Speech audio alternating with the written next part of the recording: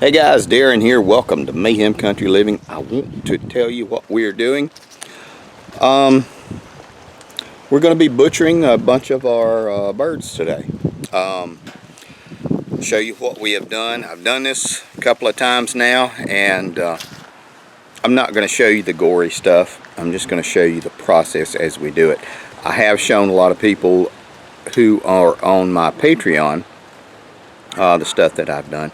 If you would like to get the info on how to do this and everything, please consider joining us and subscribing on Patreon. You get a lot of extra stuff. What we are doing, we are fortunate enough to have a brick patio. We have no roof to speak of over here. Sheet of aluminum is going to be used. We're going to pour boiling water on it to clean it. We have a garbage bag with a bag, or a garbage can with a bag in it for feathers, feet, and heads. A chill tray. We got another bag of ice. Got a scalding bucket with water and a good dash of vinegar.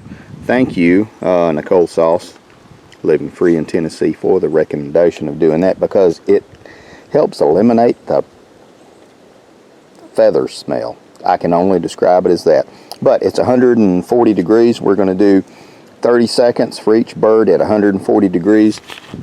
We are hand plucking these things. I've never used a machine plucker. Ain't knocking it, just never used it. And if you do 6 every now and then, in my opinion, I'm just not going to buy anything like that to do it. So I think I have everything set aside. This is a stainless steel tray that we have washed out. We're going to put the carcasses in here before we take them inside and wrap them up. I think we're pretty good. I've held feed on the chickens because that way the crops won't be full. It should not be a problem. What we're going to do, in a nutshell, right before we do it, I'm going to cut the throat on either side. I'm not going to cut the esophagus. Then we're going to, of course, the bird will be upside down. We're going to drain the bird out, and we're going to collect the blood. We'll use that on certain flowers and stuff out in the yard, because, you know, roses like bone meal, and, well, that's protein. We're going to do that. We're going to come back. We're going to, I always trim the tips of the wings off. Some people like wings. I don't care for it. It's not worth it to me to chew on the bones and the skin for the little bit of meat. Gonna cut that off, toss those to the dogs. We're going to do the legs, we'll do the neck, and all of these we will be cutting in between the bones. That way we don't dull the knife, and we should be able to get a few of these guys done pretty quickly, because we have some tornadoes coming today, and I need to get them done today. That's just the only thing I can tell you.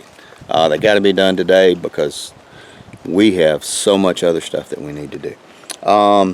Plucking them, doing a hot scald and plucking, for those that haven't done it,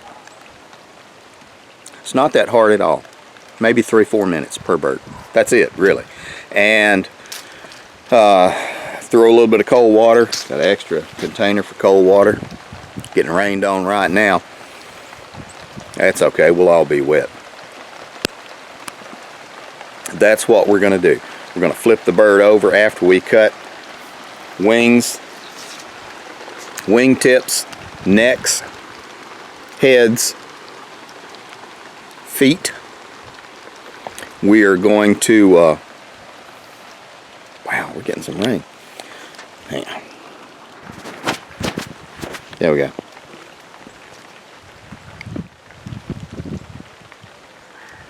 There we go. Then we're going to cut around the vent, pull everything out, put it into the bucket. We'll dig it into certain trees and stuff around the property.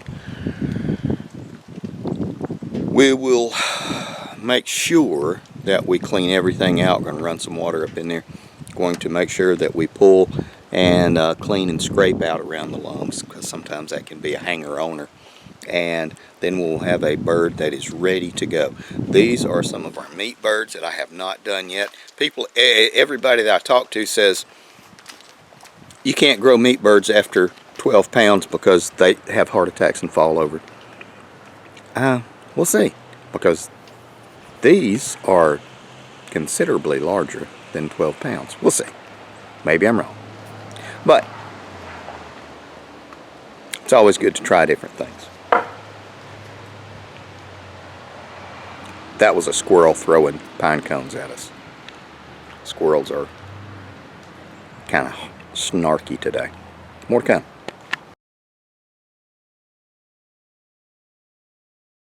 Okay guys, now we're back. I want to show you what's happening. We got one hen processed, one of them big old hens. And okay guys, we are back. Obviously it is the next day because we had tornadoes and tornadoes all through the south. It was some really nasty bad weather.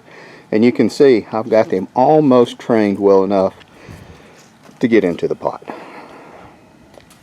It's all in technique, I tell you.